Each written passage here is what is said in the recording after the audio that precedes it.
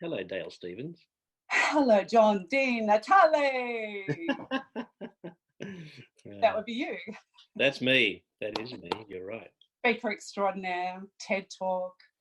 That's a thank you. That's a nice view you have out your window there. Yes, it is. I didn't fly over to San Francisco because that would be wrong. So I've teleported myself. It would be wrong, not to mention impossible right about now. Yeah. Yes. So I just teleported. Teleported. So, yes. And so I'll be teleporting back to Australia very soon. If I was going to choose a superpower, I reckon teleporting would be right up there. Hands down. That is the best superpower. That'd be pretty cool, right? There is nothing above teleporting, I don't think. No. Yeah, X-ray vision maybe. I'm not sure, but anyway. Only for men. We're not interested. I'm just going to leave that alone. Good. Not what I was suggesting, but there you go. Hey, yes. Nice to talk to you.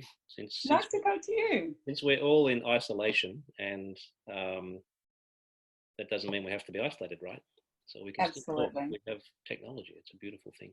It is a beautiful thing. You know what I thought would be really cool? Just to do a really quick little thing. Yes. I've got some ideas for segments that have been kicking around in my head just to keep us all entertained and amused.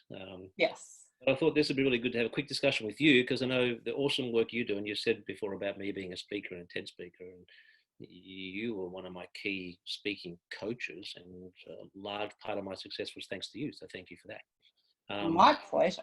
And I just thought it'd be cool to do a really quick video on 3 things that we can do to stay happy and productive. That's only 2 things. Happy, productive. I don't know. Chuck in your favorite special talent or something. I don't know, something. Okay, for sure. So what do you reckon? So whilst we're sitting around and we're all trying to do things, what's keeping you happy? Yeah, look, I think it's a really interesting time. Well, I'm a bit lucky because I'm introverted, loud introvert, as you can tell, but introverted, and so I love being at home. So it's, normal life is way out of my comfort zone, but being at home I love, and so I really feel for people who are extroverted and finding it really hard.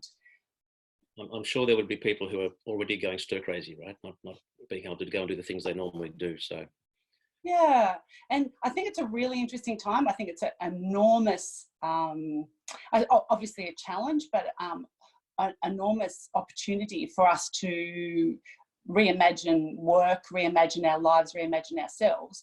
And I think it's a time where we can, a bit of self-reflection, but also development, that we can actually learn some things. Yeah, absolutely. Couldn't agree more.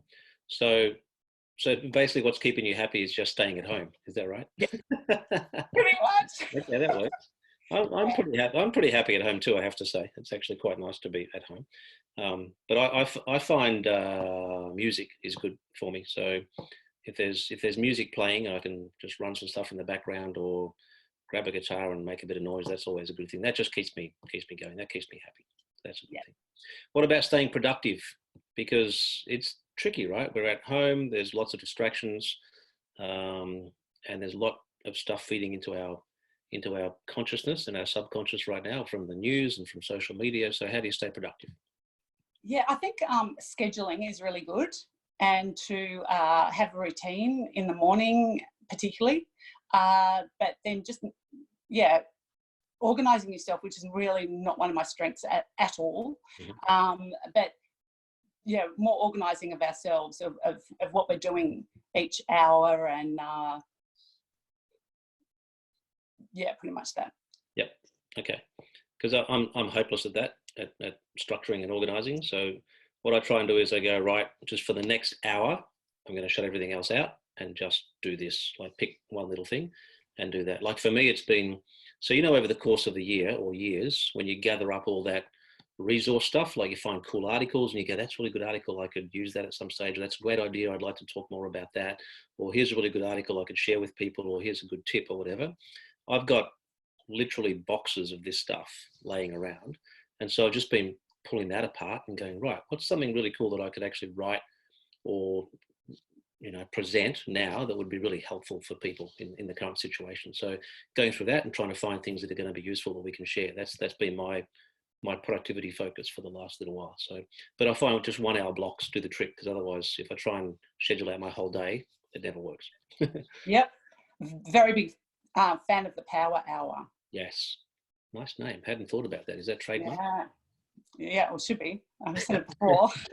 But very much the power hour. I used to do this with when I was working with lawyers, because they have times that they really need to focus, really hard things that they need to focus on, and they constantly interrupted. Yep. And when I gave that tip to them to just like block out that hour and don't take any distractions from outside, they found that they were way more productive. So it is massively important to be able to do that. And at home, obviously there's more distractions. So it's a great idea. Yeah, cool. All right, I've got other ideas for other segments. Beautiful. So you know what's interesting? Being at home, you start to scrounge through stuff. So I'm thinking of having I'm going to do this segment later. Okay, we won't do it right now, but there's a segment I want to do on random shit I found at home that I forgot I had. Nice. and like completely useless stuff that I found at home that I forgot I had. I think that'll be a fun segment. We might do that later. Yeah, that's good. All right, and now last thing before we go. Yes. What's one of your hidden talents you can share with us? I know, Wow. I know your background. You've been an actor and a presenter and a speaker and all sorts of things. So I'm sure you've got heaps of hidden talents tucked away. What's one? Well, I've got a couple. Couple, all right. Some people are just like too talented, clearly. Okay. No, I've had way too much time on their own when they were younger. I was a big fan of Bewitched when I was younger. Yeah. So I naturally trained myself to be bewitched. As you do. Did some sort of spell just happen to me or what? Yes, you're now even more magnificent than you were before, if that's even possible. Thank you very much. I'm sure it is. Now, a much more elegant one that I've got for you, which is just really incredibly attractive. So all women should learn how to do this. Well, maybe.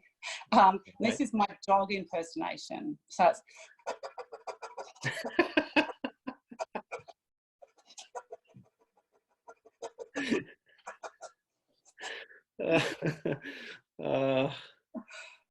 So inappropriate. That's what you got the Academy Award for, wasn't it? I'm pretty sure. That was the one. Yeah. So what about you? What special talents do you have? Oh, look, I have very few, but look, here's one. So you know when you watch the Bugs Bunny show and the character falls off the cliff and then does the recovery thing, it goes like this. That's it. I love it. That's my only talent. Pretty much the only talent I have. That's all you need. That's all you need. One's enough just to get me through life. That's right. Any more is too much. I know, exactly. Oh my goodness. Hey, thanks so much for sharing some time. Nice to chat. Thank you. Great. That's great. Let's do this with some other people and put them in the group. That'd be awesome. It'd be fun. Let's do it. All right. Okay. Take care. Bye. Bye.